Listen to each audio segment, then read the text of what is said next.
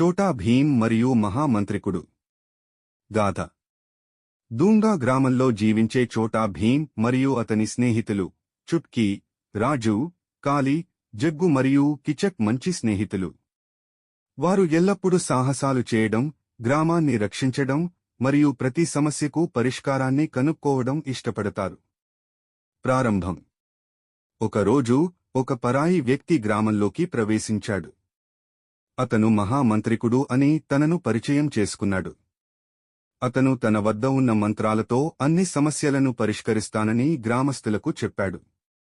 గ్రామస్తులు అతని మాటలతో మాయమాటాలకు లొంగిపోయారు.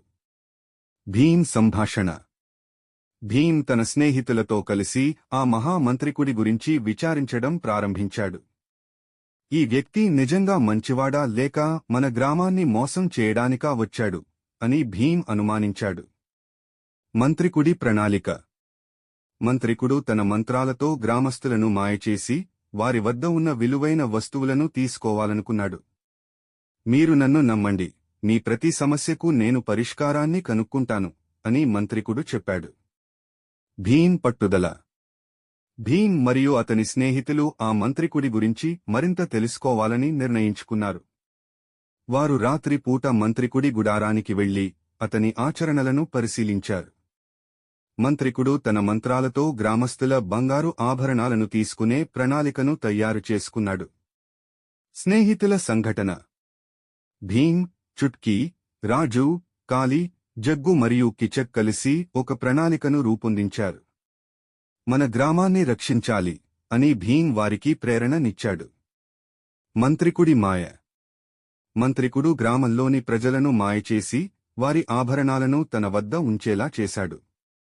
ఈ ఆభరణాలు మీరు నాకు ఇచ్చినప్పుడే మీ సమస్యలు పరిష్కరించగలను అని మంత్రికుడు చెప్పాడు.